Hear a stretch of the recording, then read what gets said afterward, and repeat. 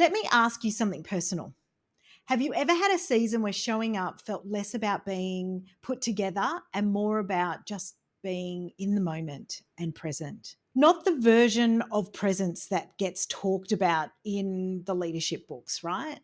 Not the own the room version, but the kind where you're quietly navigating something behind the scenes and just being there is the win.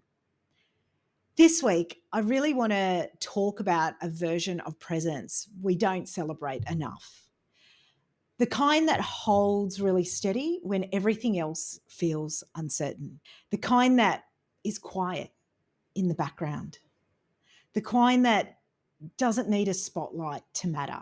Welcome to the Style and Strategy Podcast, where personal brand meets leadership and style.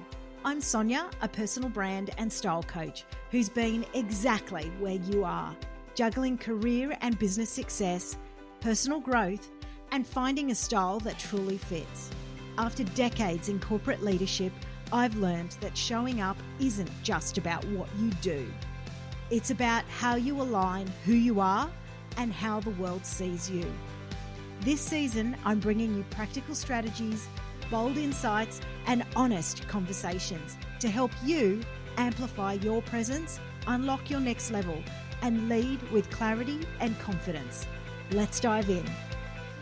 Over the last 12 months, I've experienced this personally, and it really changed the way I understood presence, leadership, and what it meant to show up for yourself, your people, your family, and most importantly, your purpose.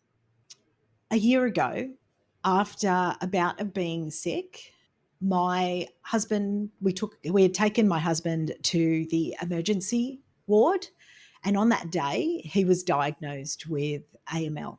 So, for those of you who are not familiar with AML, it's a form of blood cancer and which is known as acute myeloid leukemia. I won't go into every detail, but if you've ever had that moment, that split in your life where you had the before and then you had the after, you'll know what I mean. We actually spent months in and out of hospitals, balancing kids, clients, coaching calls, business growth, shutting down businesses, and blood tests and blood transfusions.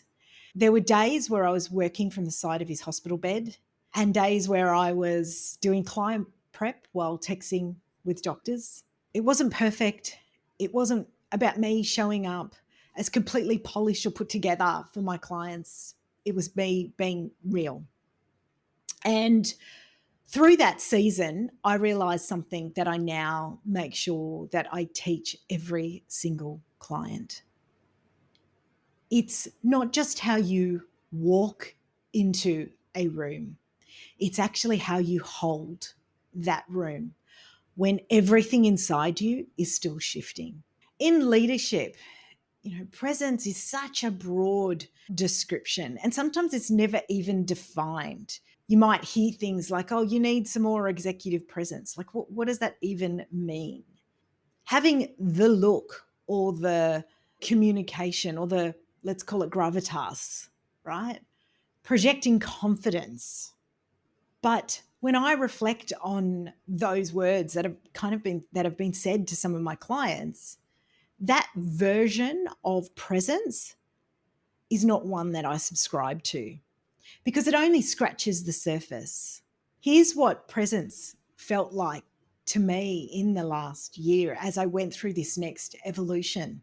It was grabbing my comfort clothes, checking in to make sure that what felt like me today is what I was putting on.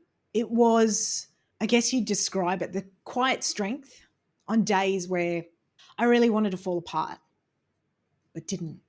This version of presence for that moment wasn't about everything put together. It was like a marathon. It was emotional endurance. It was clarity in the chaos of the unknown. And really deep in grounded energy, even if no one else saw it but me. I remember really closely those mornings where I'd rolled out of bed and headed into the hospital, and, you know, all I wanted to wear was leggings. But I shifted into this mindset of, I'm going to show up in that hospital with strength, with presence for my partner, my husband, to help him find the strength too. And that may have not been my elevated version of strength, but it was my comfort version of presence. And so I know that I'm not the only one going through or have been through moments like that, moments where you might be showing up at work while caring for aging parents, or saying no to more commitments while you're navigating the burnout, or sitting at the table with really big decisions ahead, or something in your personal life feels fragile. So if you're in a season like that, or you've just come through one, I just want to share a few shifts that really helped me through that time period. And I hope that it helps you too. Presence isn't about how perfect you look or whether you can get that outfit perfectly right. It's what you prioritize when everything else is really stripped back. And often that sometimes means simplifying your wardrobe, your energy, and especially your calendar, so you can really focus on what truly matters. Especially for high achievers, you might have always tried to do more and fill up your world with achieving more, to actually just pulling back to more grounded energy, because it's in that quiet strength that helps you to show up even when you don't feel like it. And for me, that meant choosing outfits that felt calm and felt really easy for me. Because when you're carrying that emotional load, you don't need your clothes to add extra complications or friction. You need them to really support you. And sometimes in that time period, you don't feel like being seen. You just want to be still. And remembering that sometimes the most powerful present is not the one that is loudest or most visible. It's the one that says, I'm here, I'm steady, and I'm still showing up even when life is messy. So this version of presence can help you create trust. It really builds resilience, and it invites probably one of the most important elements of relationships and building relationships. It's connection. So if you're listening to this right now and you haven't come through the other side, and you're thinking, I'm in it right now, and I'm really tired of pretending, and I want to be seen, but not at the cost of myself, here's what I want you to really take away. Your presence doesn't need to be perfect and powerful and bold and bright and any of those things. You can lead from the middle of the crazy chaos. You can wear that same outfit 3 days in a row.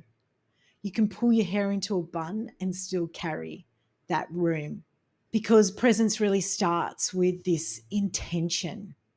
And if you're in that space and you're still craving some visibility, but all craving realness and that connection, you don't have to choose between them. Every element of that evolution, every moment of life, there's a way to show up that feels true and aligned to you. You don't need to trade your authenticity for credibility. You can have both. And you don't need to put on a mask to try to be something else during those time periods. So If this conversation really resonated with you, I'd love to hear from you. Drop me a DM, send me an email. You know where to catch me on Instagram or LinkedIn. And if you're ready to really explore how your presence can evolve from here, or if you're navigating a season of transition, visible or invisible, I want to really remind you that you're not behind and you're just really becoming and you're stepping into this new season. Thanks for being here. I will see you next week on the Style and Strategy podcast.